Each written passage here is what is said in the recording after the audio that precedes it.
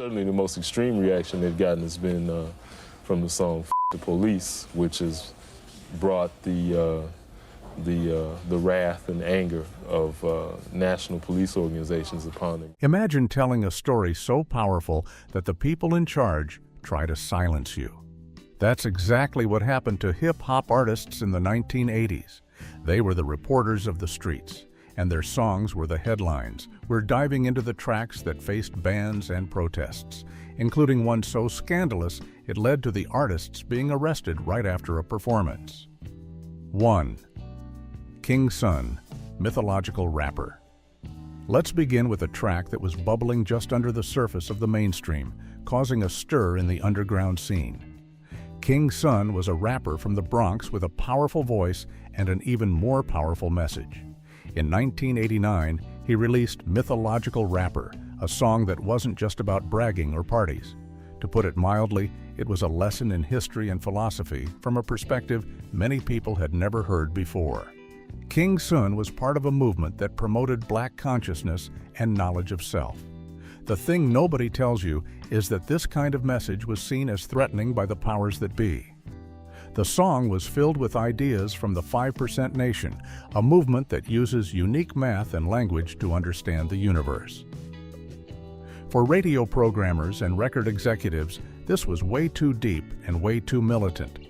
They didn't understand the concepts and feared the song would stir up trouble. As a result, it was kept off the airwaves, becoming a controversial classic for those who were in the know. What many overlooked was that King Sun was trying to uplift his listeners, not start a fight. This track proved that even positive, intelligent messages could be considered dangerous. But while King Sun's controversy was underground, our next song was a loud, rowdy party track that got in trouble for making light of a very serious place. 2. The Fat Boys, Jailhouse Rap. From the serious to the funny, let's talk about the Fat Boys. This trio from Brooklyn was known for their beatboxing, their humor, and of course, their size. They were one of the most fun and successful groups of the 80s, bringing hip-hop to the masses with a smile. In 1985, they released Jailhouse Rap, a funny story about them getting into some minor trouble and ending up behind bars for a night. The song is lighthearted, with the group joking about the bad food and the silly situation they're in. But not all things are what they seem, and not everyone found it funny. In the mid-80s, the idea of joking about the criminal justice system was a big no-no for many people. Radio stations and music video channels were very careful about the messages they sent to young audiences. A song that treated being in a jail cell like a funny summer camp story was just too much for them. Many stations refused to play it, and some stores even pulled the record from their shelves. They believed the song was a bad influence and didn't take the law seriously enough. It's wild to think a comedy song could cause such a fuss. But the next track on our list got in trouble, not for being funny, but for being a little too real about what happens when the sun goes down. 3. Houdini, Freaks Come Out at Night. Houdini was a pioneering group that perfectly blended rap with R&B and electronic sounds. They made smooth, danceable music that was perfect for the club. In 1984, they dropped a song that became an anthem for partygoers everywhere, Freaks Come Out at Night. On the surface, it's a song about the exciting energy of the nightlife. It describes how the city changes after dark and all the interesting characters emerge to have a good time. It had a spooky, cool vibe that people loved. So what was the problem? You see, the word freak had a double meaning. While it could just mean a unique person, it was also slang for someone who was very into adult activities. The song's title and chorus were just a little too suggestive for the censors. They worried the song was promoting promiscuous behavior. As a result, many radio stations would only play a heavily edited version, or they wouldn't play it at all, especially during the day. It was a classic case of a song being just a bit too spicy for the mainstream, even though its real message was just about having fun and dancing the night away. The controversy around this song was all about what was suggested, not what was said. But our next song faced resistance for being too complex and making listeners think a little too hard. 4. Eric B. and Rakim, My Melody. In 1987, the duo Eric B. and Rakim changed the rap game forever. Eric B. provided the hard-hitting, funky beats, while Rakim, known as the God MC, delivered rhymes in a way no one had ever heard before. He was calm, cool, and his lyrics were like complex puzzles. His song, My Melody, is a masterclass in rhyming. He talks about his skills as a rapper, but he does it using metaphors and ideas from science and mathematics.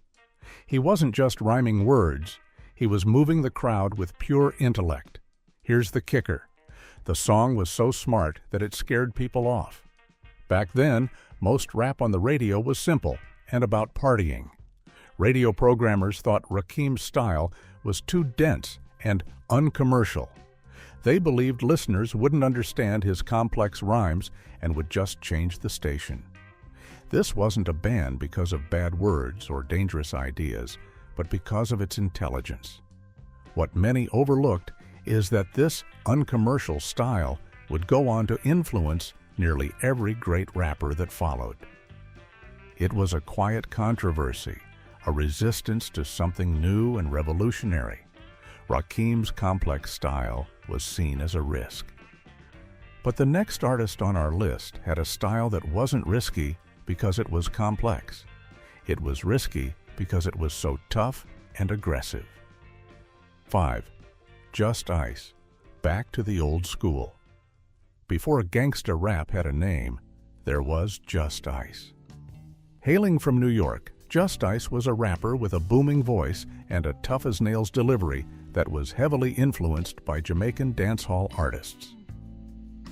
In 1986, he released album Back to the Old School, and the title track was a declaration of war on soft rappers.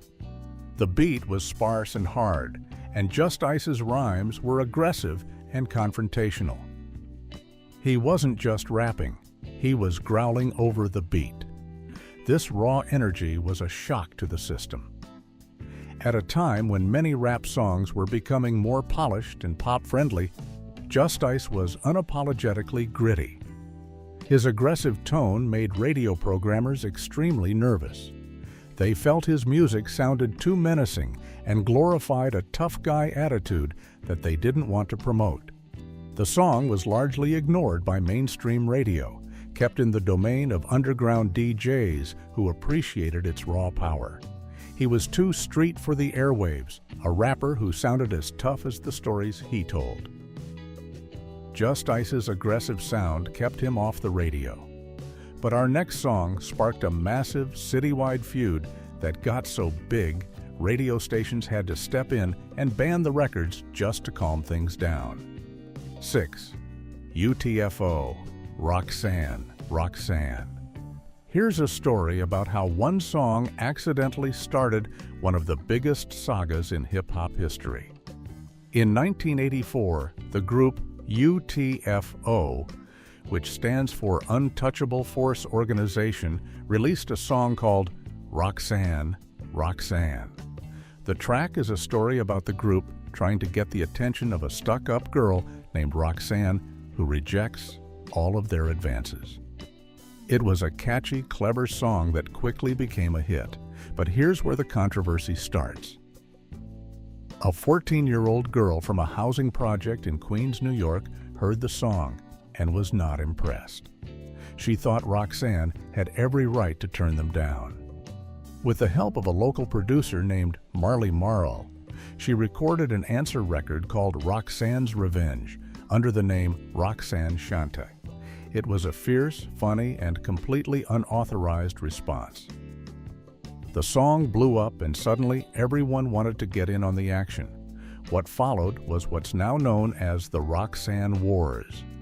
Over 100 different answer records were made by other artists. The feud got so out of control that radio stations in New York started banning any song with the name Roxanne in it. They were tired of the drama and wanted the beef to end.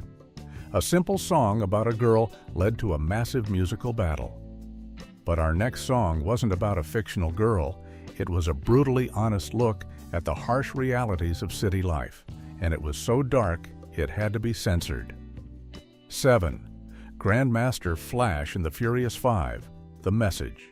Before 1982, most hip-hop songs were about parties, dancing, and having a good time.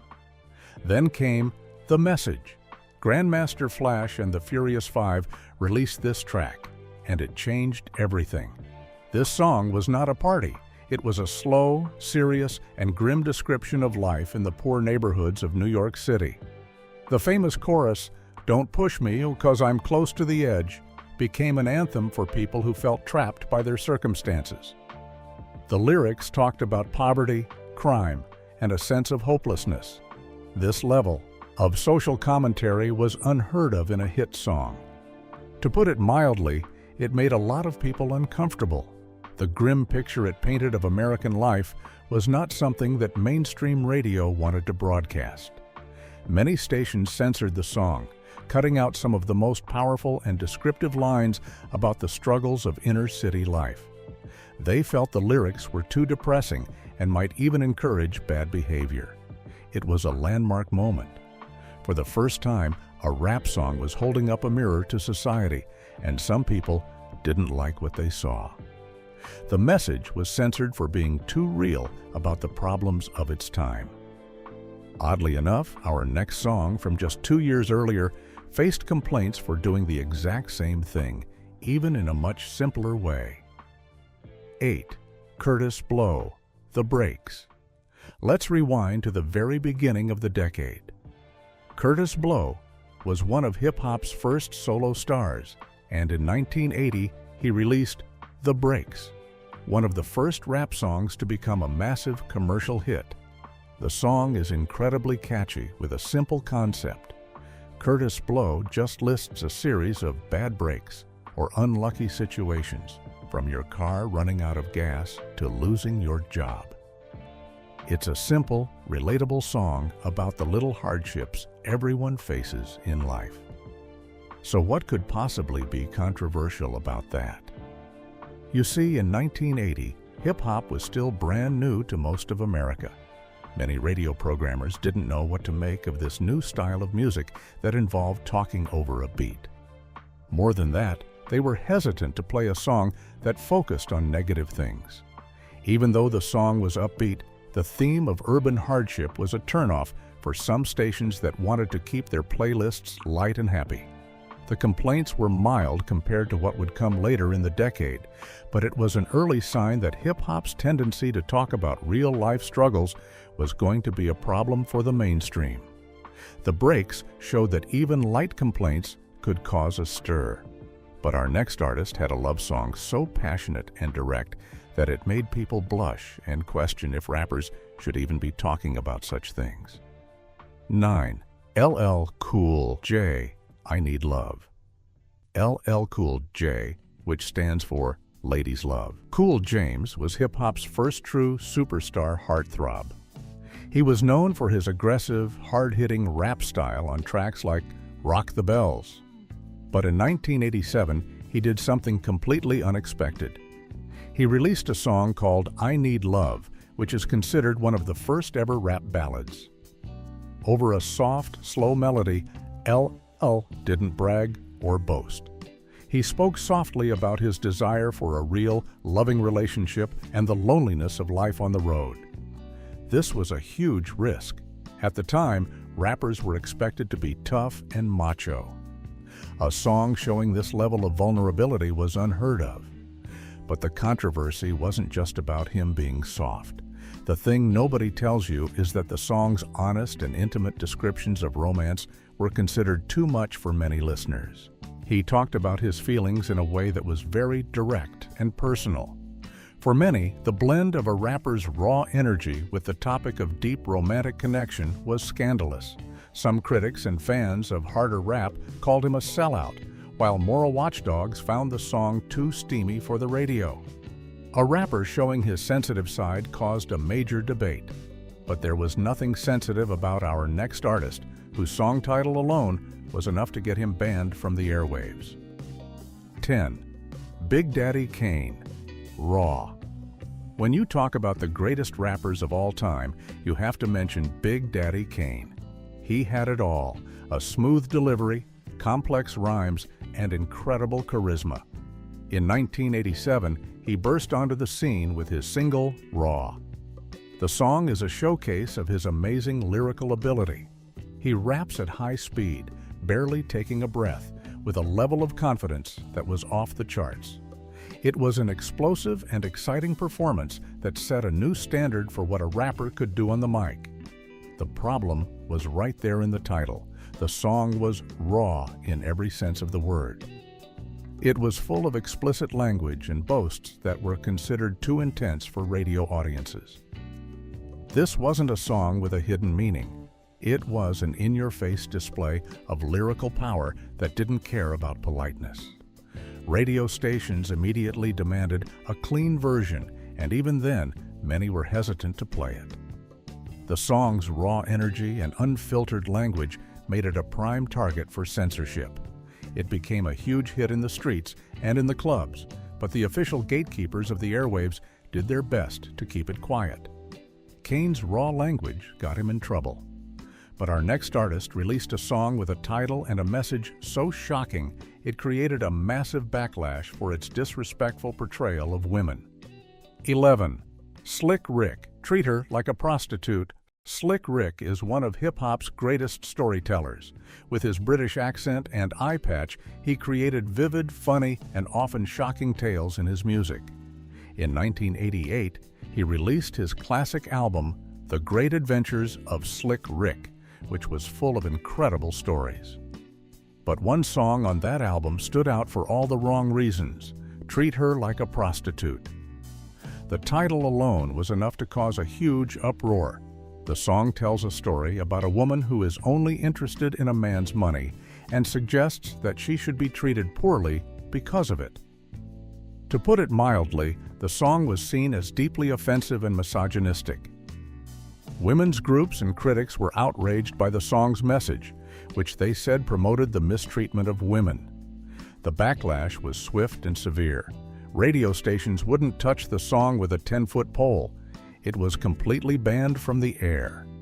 Even in the context of a storytelling album, the song's title and its central idea were just too controversial for anyone to defend. It remains one of the most infamous songs in hip-hop history. A cautionary tale about how a gifted storyteller can cross a line. This song was banned for its message about women. Our next song was edited and censored for a much more common reason in the 80s. Hints about using illegal substances. 12. EPMD, You Gots to Chill. EPMD, which stands for Eric and Parrish Making Dollars, were known for their laid-back, funky style. They sampled funk and rock music in a way that was completely new, and their relaxed, monotone deliveries made them sound incredibly cool. Their 1988 debut single, You Gots to Chill, was a perfect example of their sound.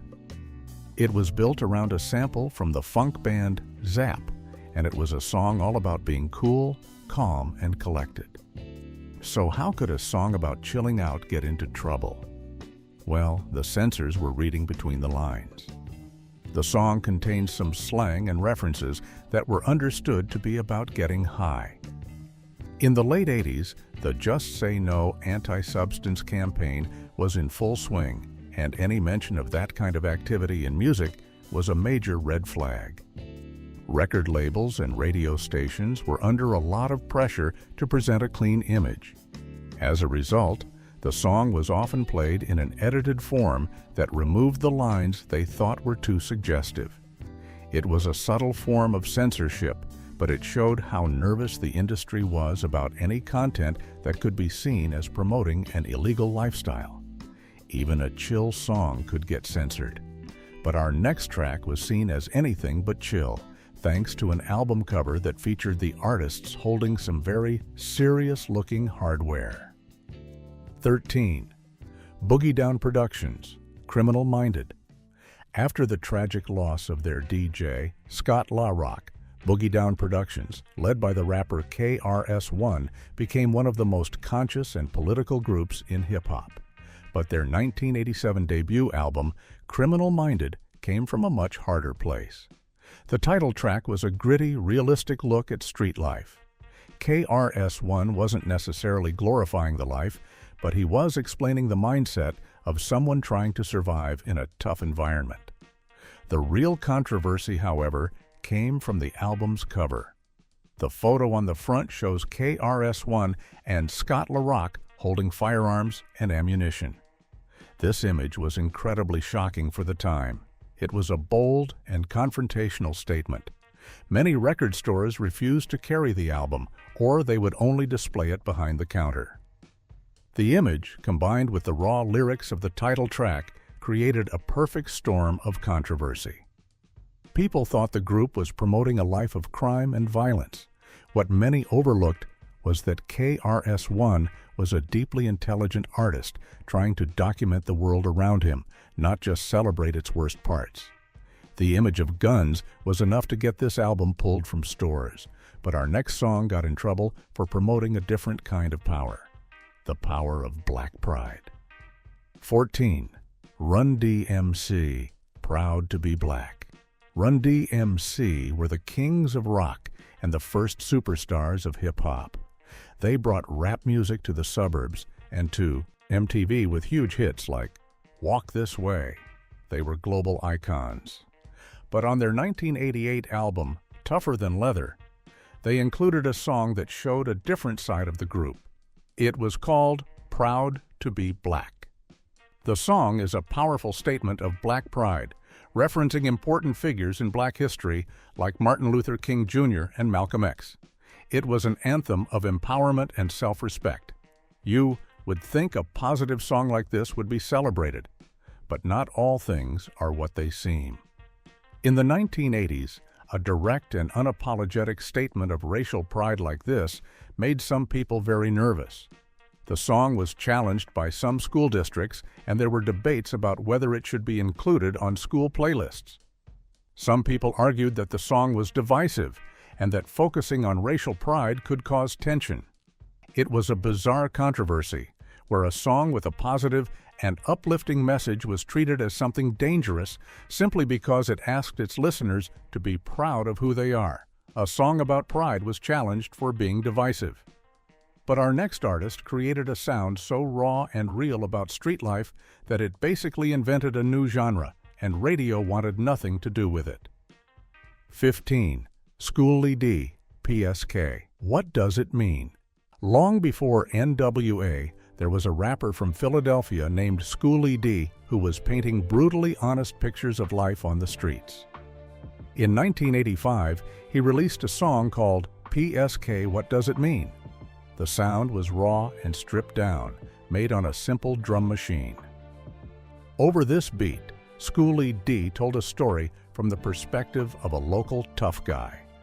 The lyrics were gritty and unfiltered, describing the violent and territorial world of street gangs.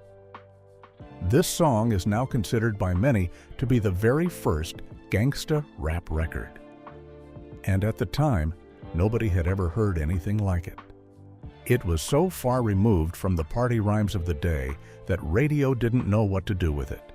The song was completely banned from the airwaves. Its raw depiction of street violence was way too intense for the public. The mysterious title added to the song's mystique. PSK stood for Parkside Killers, a local crew from Schoolie D's neighborhood. The song was a news report from a world that most of America didn't know existed, and the gatekeepers of the media were determined to keep it that way. This song was banned for being too violent. But our next song was banned for being too political, becoming the theme song for a famous movie and an anthem against authority. 16. Public Enemy, Fight the Power. In 1989, the legendary group Public Enemy was asked by filmmaker Spike Lee to create a theme song for his new movie, Do the Right Thing. The result was Fight the Power, one of the most powerful and important songs in music history. The song is a loud, chaotic, and angry anthem of rebellion. The lead rapper, Chuck D, has a booming voice like a news broadcaster, and he uses it to call out figures from American history and institutions that he believed had failed the black community. The song's message was simple: stand up against oppression. But to the establishment, this was a dangerous idea. Radio stations were incredibly wary of the song. Its anti-authority lyrics and its direct call to fight the power were seen as an incitement to cause trouble. Many stations banned it outright, while others would only play heavily censored versions. The song perfectly captured the anger and frustration of a generation, and that's exactly what made it so controversial.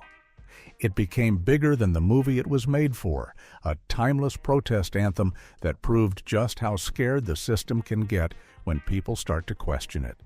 Fighting the power was too much for the radio. But our next group caused a nationwide scandal with a song that was so over the top with its adult themes that it led to the artists being arrested. 17. 2. Live Crew, Me So Horny.